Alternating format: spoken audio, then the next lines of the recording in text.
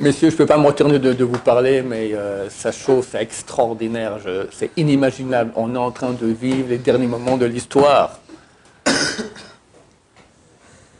D'abord Trump, c'est phénoménal, qu'est-ce qu'il fait? Phénoménal. J'ai vu le message d'hier. Ouais. Quel message d'hier? Trump, il a mis un ultimatum. Un ultimatum au Hamas.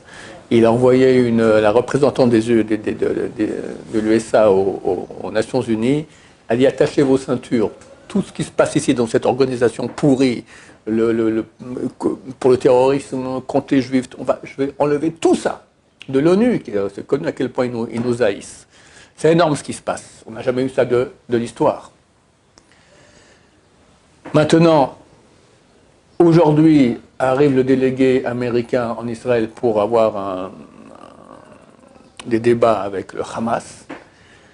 Trump lui fait super confiance, Witkoff qui s'appelle, et résultat, ça sera très bientôt. Ou Hamas accepte de se désarmer, ou ça va être la guerre, mais avec tout l'appui de l'Amérique et les armes américaines auxquelles on n'a jamais eu droit, parce que Biden, avec Obama au-dessus de lui, était contre nous. L'Iran, ça fait 30 ans qu'on nous parle qu'on va bombarder l'Iran parce qu'ils auront bientôt la bombe atomique. Là, il paraît que c'est très proche qu'ils aient la bombe atomique. Trump a demandé à Poutine, j'arrête d'envoyer des armes à Zelensky, mais tu parles aux Iraniens, que je vais être en contact avec eux direct en ce qui concerne l'atome. Les Iraniens ont envoyé balader. Ils ont dit, on a vu Trump comme il a parlé méchamment à Zelensky, on ne veut pas de débat avec lui. Tu parles, tu as vu la lettre de Zelensky qui maintenant demande pardon sur tout, d'accord. Les Iraniens se sont fait avoir, tu vois, Zelensky lui-même il a accepté, donc accepte. Et ils disent non. Alors qu'est-ce qu'il reste comme solution? On va attaquer l'Iran avec l'Amérique. Et vous croyez que les Iraniens ils vont gagner? Non mais t'es malade. Si c'est que nous qui attaquons encore, j'entends, mais on aura l'aide de Trump, américaine, tout ce qu'on voudra, on l'aura. Donc t'as aucune chance. Ben vas-y, arrête l'atome. Non. Typique Amalek qui se jette dans la baignoire bouillante, il est ébouillanté, au moment il a cassé le mythe d'Israël. Et c'est marqué, Achrito Ade Oved. Premier des peuples c'est Amalek, le dernier c'est Amalek aussi. À la fin il tombe, et on y est. Et après Mashiach il vient. Donc ça chauffe de tous les côtés. Je pense que jusqu'à Purim, je peux me tromper, on sera dans ces deux guerres. Et après, je vais raconter la suite, dont personne ne parle.